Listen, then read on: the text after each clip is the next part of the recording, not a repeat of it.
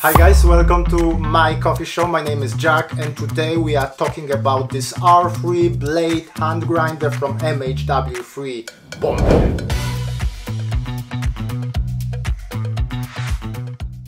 What I'm planning to do today, first I will talk about this grinder. I will talk about things that I like about it. I will mention those few things that I would like them to improve. We're going to do pour over, we're going to pull espresso shot. I will talk about flavor notes. Then I will also talk how this hand grinder stands against few of my other hand grinders. And by the end, you should be able to make your own decision. Is this hand grinder right for you? Definitely a very exciting video and very surprising results. All you need to do is click like, sit tight and enjoy. First of all, big thank you to MHW-3BOMBER for sending us this grinder. I will put the links in the description. I will also put my discount code there. If you use it, you will get the products a bit cheaper and I may earn some small commissions, so it's a win-win, great way to support the channel. Grinder comes in this relatively big box. The first thing that surprised me here, before I even opened the box, it's the weight. It feels heavy. Inside the box, apart from the grinder, you will find a brush, you will find a manual, you will find that rubber bit that helps you with the grip. You will find that mystery part and you will find 4 screens for the sifter. I will talk about it a bit later. I got it just before I went for my holidays. I put it into the bag. Unfortunately, it got scratched, so you can see that scratch at the front. So something that you need to be aware of. Although it was purely my fault, it might not be that difficult to actually scratch the coating on this grinder. You know, sometimes when you get some new things, you have to get used to them before you like them or dislike them. This one, from the moment I hold it in my hand,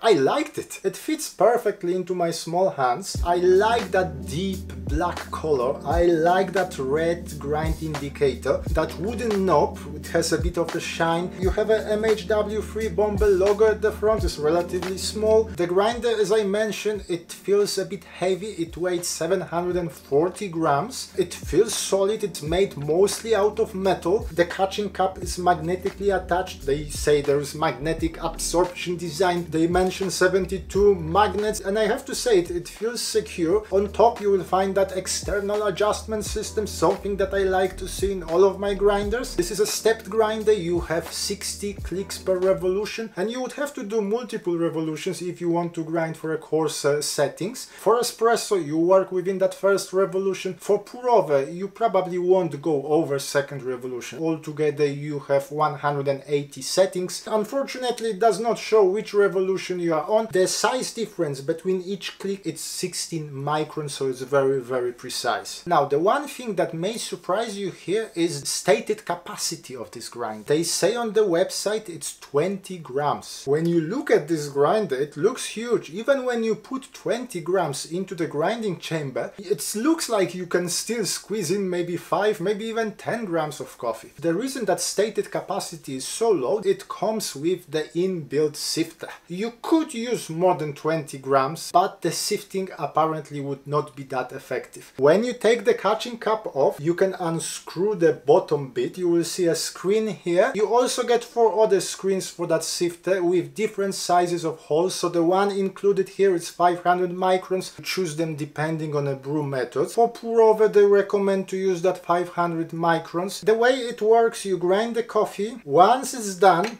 you detach the cup, you put that mystery bit on top.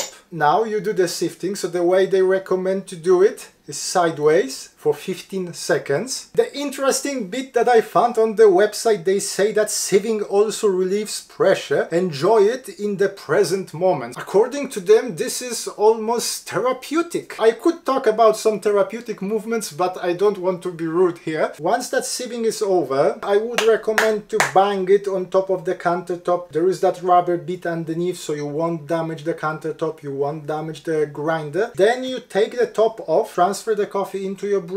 After that you open the bottom, you clean up the mess. Usually after doing 15 grams of coffee and sifting it for about 20 seconds, I get 0.1, 0.2 grams inside there. I have to be honest with you, I don't have any other experience sieving my coffee. I wasn't sure what to expect. In fact, I was expecting to find no difference in a taste. What I thought, because the cylinder is relatively small, the sifting lasts for 15-20 20 seconds. How efficient can that be? When I brew my coffee, one using that sifter, one without it, the brew time was about the same, but in the flavor notes I could actually taste the difference. Maybe it's a psychosomatic. It feels like that coffee that I get after sieving it has less body, but I can detect some nuances that were missing before. According to MHW-3BOMBER, the particle distribution while using this R3 grinder, it's better than using generic grinders. That's the kind of information that you would expect to find on the website of the producer. I cannot confirm that, but we will come back to the flavor notes when I brew a coffee. Inside this grinder you will find a 48mm conical burrs made out of hardened steel with some 7 cores on top, blades and so on. Now the grinding process itself, which is very important, especially if you want to use this grinder as your daily driver. For espresso I was on the setting number 32, so 32 clicks, kind of in a half of the first revolution. So let's measure that 18 grams of coffee. Coffee in. The action is so smooth, you would not believe.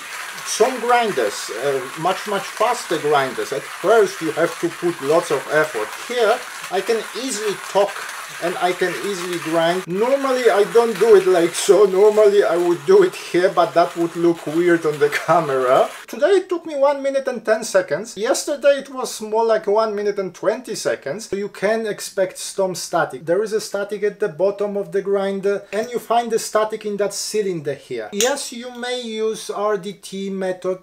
That probably will lower the static a little bit. Okay, and we have a shot. The extraction looked, well, okay-ish. I'm showing you exactly as it is. Today it took 35 seconds on the same settings. Yesterday it was running at around 30 seconds. That's the magic of coffee for you. Cheers. There is a decent amount of body, but it does not spoil the flavor notes. What I'm getting here is the mixture of juiciness with chocolatiness, very smooth flavor notes, very satisfying cup, very pleasant cup. You can look for some separation of the notes. You won't get a uber clarity. Remember, I was not using a sifter here. There are no notes here that are unpleasant. All of them balanced, playing nicely together. For pour over, I was using a flat bottom brewer here. I was on a setting number 70. It takes about 35-40 seconds to grind 15 grams of coffee. Okay, so let's see what we have here. Cheers. I use that sifter and it helps to bring up some fragrances that I would not expect from this particular coffee. There is a sweetness, the cup is clean, it's bright and it's balanced. If you're a fan of uber sourness, you probably will be missing something here. But for an average person, this will be a very satisfying cup. I could end this video here. It's already awesome, by the way. If you agree with me, definitely click like, consider subscribing to the channel, plenty more things coming. But I think it's not enough. Saying how great the grinder is in isolation, that's the one thing. But what about competition? And competition is fierce here. I have 2 other hand grinders. All 3 of them here have some Chinese connections. Let's see how they compare. You know them really well from my previous videos. In terms of the look, it's very subjective, but one grinder stands out, and that's the K6. It looks much worse than those 2. R3 is the biggest here, and R3 is also the heaviest here. K Ultra weighs slightly below 700 grams, and K6, the lightest of them all, 630 grams. Capacity of both K Ultra and K6 is greater than recommended capacity of R3, but you already know why. In terms of what you get in the box with the grinder, K Ultra comes with the carrying case, so that's a big plus. In terms of build quality, I mean, I'm not an engineer, but again, there is one grinder that stands out, and that's the K6. I'm not saying it's a bad quality, but